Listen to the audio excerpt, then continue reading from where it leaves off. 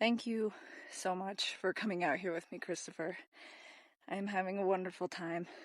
You mean a lot to me, and I'm glad that you're having a blast. I am so out of breath. You know, I've been doing this for 45 years. There's no category for this. This is just pure evil. Work of the devil. He put Shanann's body inside the cab. And that floorboard on the floor. That's where they found all the hair. So this is like a king cab. That work truck. Yeah, 4-door. So the girls their feet were on their mommy, but they thought she was sleeping or sick. Yeah, well, you don't know what they thought, you know? You can only imagine. Well, as a grandfather, I can't imagine. Those are my grandchildren. I love them. They were mine. What do you say to yourself about that? There's many times that I just feel like giving up. If it wasn't for God, I wouldn't be here. I've talked to my wife, Robin, about this, and she sends her love, and she says, I absolutely know what haunts Sandy as a grandmother is hearing her daughter's voice in her head and hearing her grandchildren's voice in her head. Dr. Phil, I felt my daughter's spirit the moment she died. Something woke me up, and I sat at the foot of, sat up, and a spear went through my forehead, and I heard the Holy Spirit say, Shanann. And I said, holy, something happened to my daughter. I knew. I swear to God, I knew. I woke up Frankie. I woke up the whole house. I said, something's wrong with Shanann. I'm telling you, something's wrong. And we didn't know she was missing yet, We didn't know anything. But you knew. She knows all the time. She's got intuition. I don't know how she knows these things. So what did y'all think when she came to you and said this? Oh, I paranoid. didn't think anything of it. Yeah, I was like, Mom, you're just worried. She's probably sleeping. Nothing of it. What did you learn about Nico at the time Shanann's life was taken? We didn't know if it was a boy or girl yet. They had found out, but they were waiting to release it. Thursday night they found out. Wow. And they were going to do a coming out party of being a boy, but they put that on freeze because he was being strange, distant. Yeah. And so the baby was alive when her life was taken? Yes. And Chris was saying, to protect the self, that the baby wasn't his. Right. And then they tried to say that the baby wasn't alive. So I had to give rights of my grandson to the place to prove that the baby was alive and it was Chris's. And so there's a medical report now that confirms that. Absolutely. Yes. So we know now that the baby was alive. Yes. And the baby was Chris's. Yes. So we have 3 children murdered here, not 2. That's right. You had a real strong connection as a grandmother to Bella and Cece, right? Absolutely. We know that Cece was murdered with her blanket. Yes. That she loved so much. Yes. Do you torture yourself with wondering what they were thinking in those final moments? Every second of my life. And what do you say to yourself? That they were screaming for their mom and us. No doubt in my mind. I dream about it all the time. I say to Frankie every day, I bet you she was screaming for her Nana and her Uncle Frankie and her Papa. No doubt in my mind. We lived with them for 15 months. Our daughter had lupus. I closed up my salon and moved to Colorado to help my daughter with Cece. So I was there in a heartbeat. You may disagree with this, and I don't mean to impose my beliefs on anyone, but I do believe in afterlife awareness. Mm-hmm. And I do believe that Shanann and Nico and Bella and Cece have access. And mm-hmm. What did they say to me when they came to see me? Have they? To understand why claims about new evidence continue to surface, it's important to first revisit what investigators actually documented during the original case. After Shanann Watts and her daughters were reported missing, detectives worked quickly to identify everyone who had recently been in contact with Chris Watts. As they examined phone records, text messages, workplace relationships, and digital evidence, they learned about his relationship with Nichol Kessinger. After recognizing Chris Watts from media coverage, Nichol Kessinger voluntarily contacted law enforcement and agreed to be interviewed. During multiple recorded interviews, she described her relationship with Chris Watts, explained what she believed about his marital status, and answered investigators' questions about their communications and activities. She also provided information that detectives compared against independently collected evidence, including phone records, text messages, GPS data, and internet activity. Like every witness in a major investigation, her statements were evaluated alongside objective evidence rather than accepted without verification. Throughout the investigation, detectives worked to determine whether any evidence connected Nichol Kessinger to the murders themselves. Publicly released investigative records show that law enforcement carefully reviewed the available evidence as part of that process. Prosecutors are required to determine whether the evidence establishes probable cause and whether it is sufficient to support criminal charges in court. In this case, Chris Watts ultimately pleaded guilty to murdering Shanann, Bella, Cece, and unborn baby Nico, while no criminal charges were filed against Nichol Kessinger. That distinction remains important today because many online discussions blur the line between suspicion and legal evidence. Public curiosity, speculation, or unanswered questions are not the same as evidence that meets the legal standard for prosecution. Detectives and prosecutors must base their decisions on verifiable facts that can be presented and tested in court. If you're enjoying this evidence-based examination of the Watts case, please like this video, subscribe to the channel, and share it with others who appreciate fact-focused true crime documentaries. In the next chapter, we'll examine the claims that have spread across social media since the case ended, explore why so many people believe new evidence exists, and compare those claims with what has actually been documented through official sources.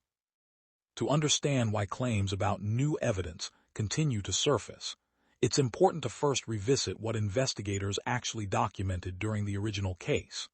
After Shanann Watts and her daughters were reported missing, detectives worked quickly to identify everyone who had recently been in contact with Chris Watts. As they examined phone records, text messages, workplace relationships, and digital evidence, they learned about his relationship with Nichol Kessinger. After recognizing Chris Watts from media coverage, Nichol Kessinger voluntarily contacted law enforcement and agreed to be interviewed.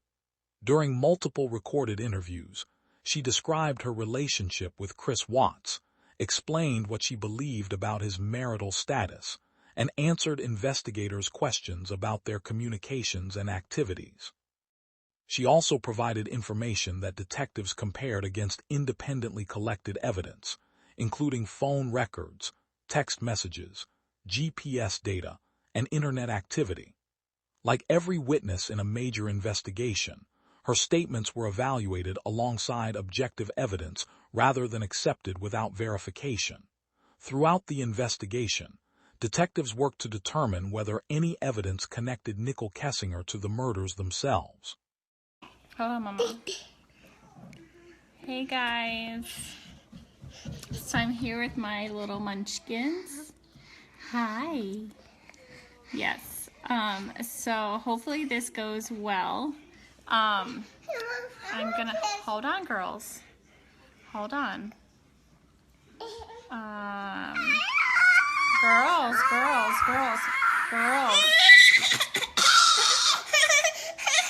Bella, you want to go night-night? Celeste, stop it. Look. All right, guys, I can't invite you because my kids are going crazy. Say hi. Can we not fight, Bella? Stop it. I'm going to try to do this real quick. Bella.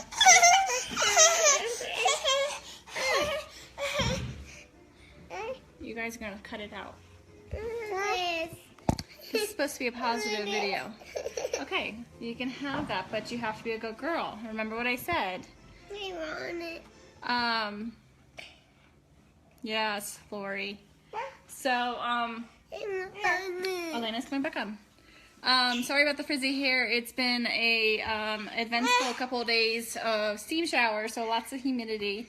So, Lori, if you can invite some people that were supposed to... Hold on, Mama. You can have it in just a second. Girls, we may have to redo this in a couple minutes. You want to go down? You want down? So, I'm just going to go ahead and do the drawing real quick. Because it's going to be crazy. Hold on.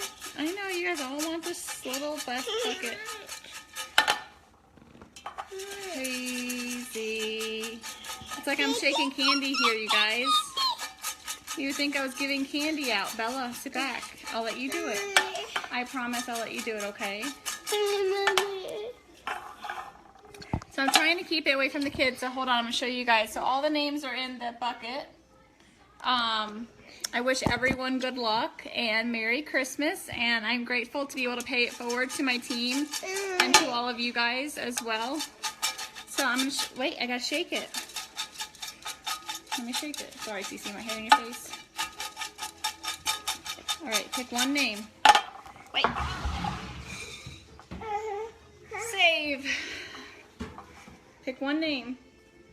Oh, wait, I'll let you guys pick. Let's see. Who is it? Can I see? Open it. I can open it. Let me help you. Deborah Lynch. Deborah Lynch, congratulations. You won a full month of Thrive. I'll get with the team and see who you were referred by. Look. There you go. Good job. Mitch, she is a wild one. So congratulations, Deborah. Super excited, and I can't wait to get you started with your Thrive experience. And everyone have a Merry Christmas. And if you are interested in Thrive, today's the last day to get your free DFT, which is $50 off your Thrive experience, which is incredible. Today's the last day until midnight. So congratulations again, and I'm super excited to get you started on your Thrive experience. Are you opening more? Okay. Say bye. Bye. Say bye, Cece. All right, guys. Have a great day. Talk to you soon. Publicly released investigative records show that law enforcement carefully reviewed the available evidence as part of that process. Prosecutors are required to determine whether the evidence establishes probable cause and whether it is sufficient to support criminal charges in court. In this case, Chris Watts ultimately pleaded guilty to murdering Shanann, Bella, Cece, and unborn baby Nico, while no criminal charges were filed against Nichol Kessinger. That distinction remains important today because many online discussions blur the line between suspicion and legal evidence. Public curiosity, speculation, or unanswered questions are not the same as evidence that meets the legal standard for prosecution. Detectives and prosecutors must base their decisions on verifiable facts that can be presented and tested in court. If you're enjoying this evidence-based examination of the Watts case, please like this video, subscribe to the channel, and share it with others who appreciate fact-focused true crime documentaries. In the next chapter, we'll examine the claims that have spread across social media since the case ended, explore why so many people believe new evidence exists, and compare those claims with what has actually been documented through official sources. As the years passed, social media transformed the Watts case into one of the most heavily discussed true crime stories online. Along with thoughtful analysis came countless videos and posts claiming that new evidence had surfaced proving Nichol Kessinger should face criminal charges. Many of these claims generated millions of views, often using dramatic titles and eye-catching thumbnails that suggested the investigation had taken a major new turn. But when those claims are examined closely, a different picture often emerges.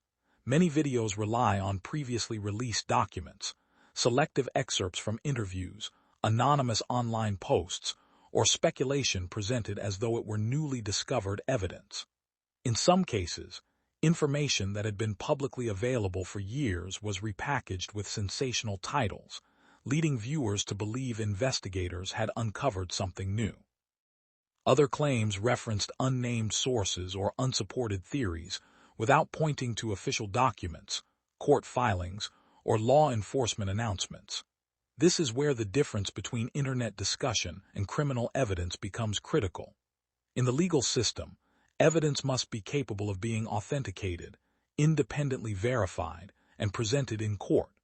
Investigators cannot reopen a case or seek criminal charges simply because a theory becomes popular online.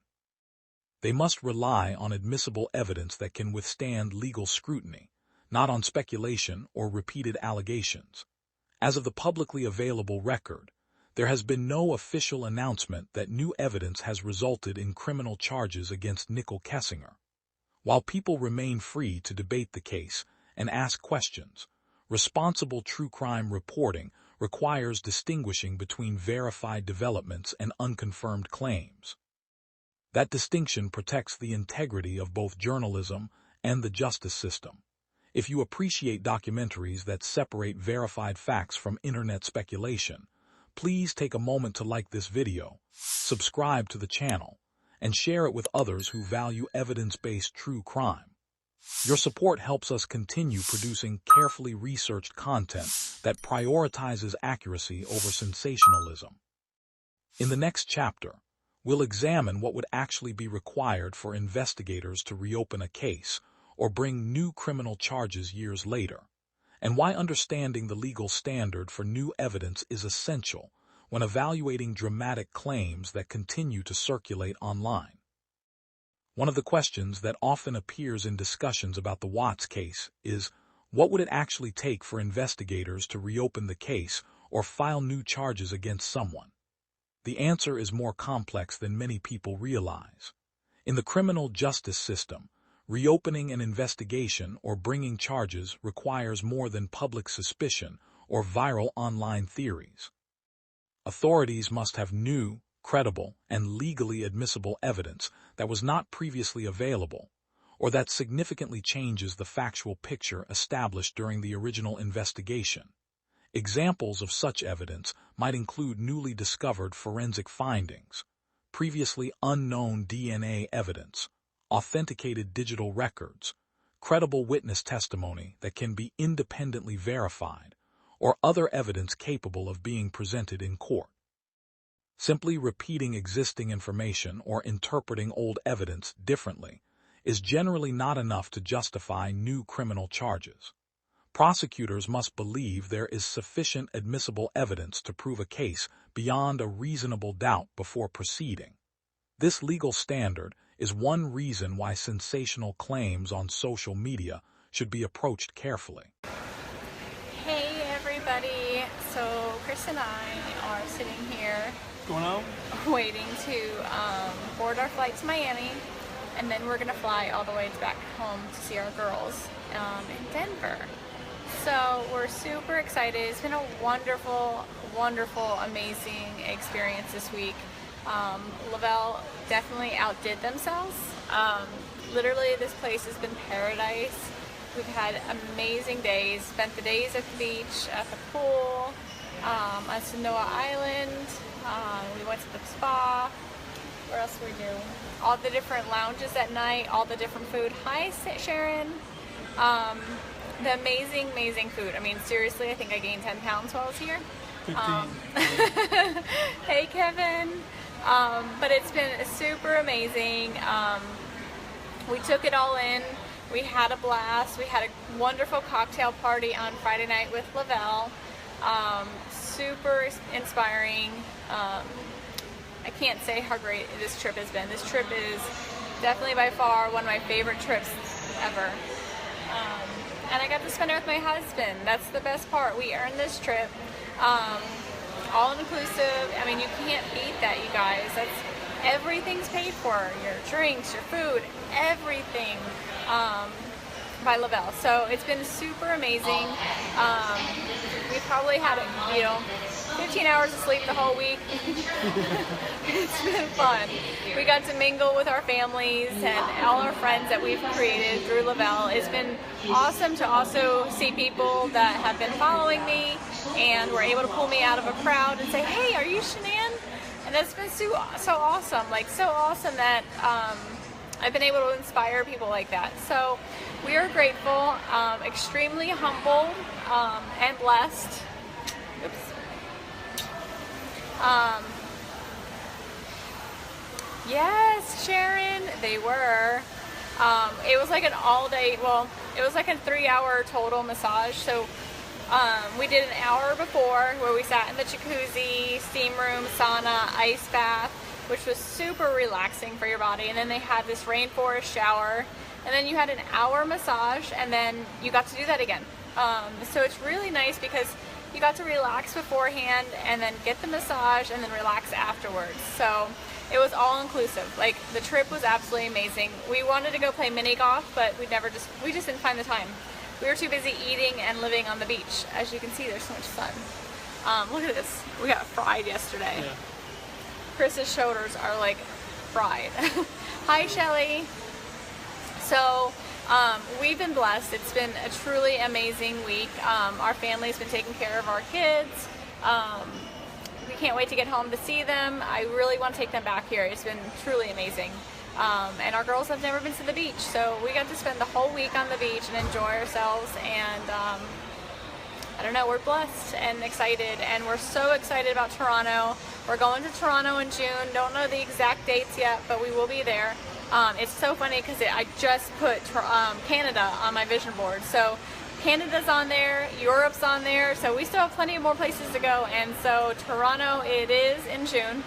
Chris and I, hopefully Chris can go, but I will definitely be there, and it's going to be awesome. So excited. You guys have an amazing day. We land in Miami at 4:30 Eastern.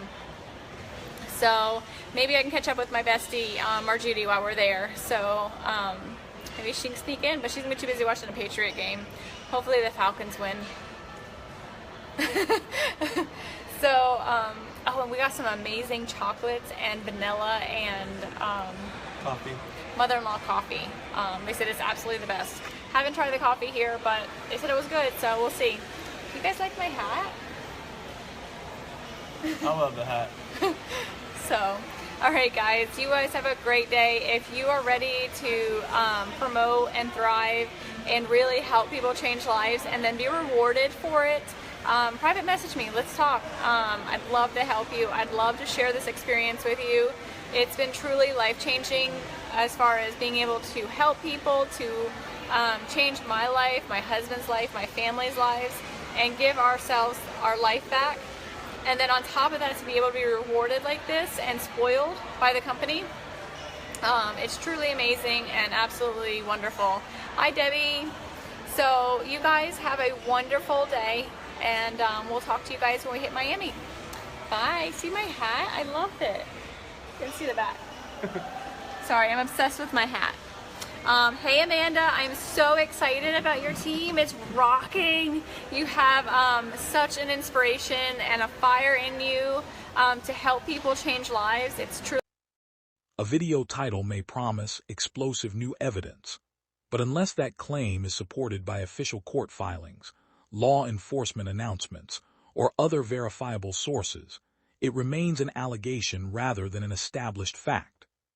Responsible true crime reporting requires distinguishing between speculation designed to attract attention and evidence that has been tested through the legal process. Based on the publicly available record, there has been no official announcement that new evidence has resulted in criminal charges against Nichol Kessinger, or that authorities have changed the legal conclusions reached during the original investigation. That does not prevent people from asking questions or discussing the case, but it does mean those discussions should accurately reflect what has, and has not, been verified through official sources. If you found this legal explanation helpful, please consider liking this video and subscribing to the channel. Your support helps us continue creating respectful, evidence-based true crime documentaries that explain how investigations and the justice system actually work. In our final chapter, we'll reflect on why the Watts case continues to generate so much speculation, why critical thinking is essential when evaluating extraordinary claims, and why the focus should always return to remembering Shanann, Bella, Cece, and baby Nico with dignity and respect. As we conclude this documentary, one lesson stands above everything else. Extraordinary claims require extraordinary evidence. The Watts case has remained in the public eye for years, and with that attention has come an endless stream of theories, rumors, and supposed new evidence. Some claims are based on verified documents and official records. Others are built on speculation that has been repeated so often online that many people assume it must be true. This is why returning to the original evidence is so important. Throughout this documentary, we've examined the claims surrounding Nichol Kessinger by comparing them with publicly available investigative records, court documents, and official law enforcement findings. While online discussions continue, the public record has not established new criminal charges against her. That distinction matters because the justice system depends on admissible, verifiable evidence, not on internet popularity or public opinion. Every criminal case must be decided by facts that can withstand legal scrutiny. The Watts investigation itself demonstrated how careful police work leads to accountability. Detectives relied on surveillance footage, forensic science, digital evidence, witness interviews, and Chris Watts' own admissions to build a case that ultimately resulted in his guilty plea. That evidence, not social media theories, remains the strongest and most reliable account of what investigators established. It also serves as a reminder that responsible true crime reporting should prioritize verified information over sensational claims. Perhaps the most important takeaway is that the lasting legacy of this case does not belong to rumors or online debates. It belongs to Shanann Watts, Bella Watts, Celeste Cece Watts, and baby Nico. Their lives were tragically cut short, and they deserve to be remembered with dignity, compassion, and respect. Keeping the focus on the victims honors their memory far more than repeating unverified allegations about others connected to the case. Thank you for watching this evidence-based examination of one of the most discussed topics surrounding the Watts case. If you found this documentary informative, please like, subscribe, and share to support more carefully researched true crime content that separates verified facts from speculation. Your support helps us continue creating documentaries that value accuracy, critical thinking, and respect for the victims above all else.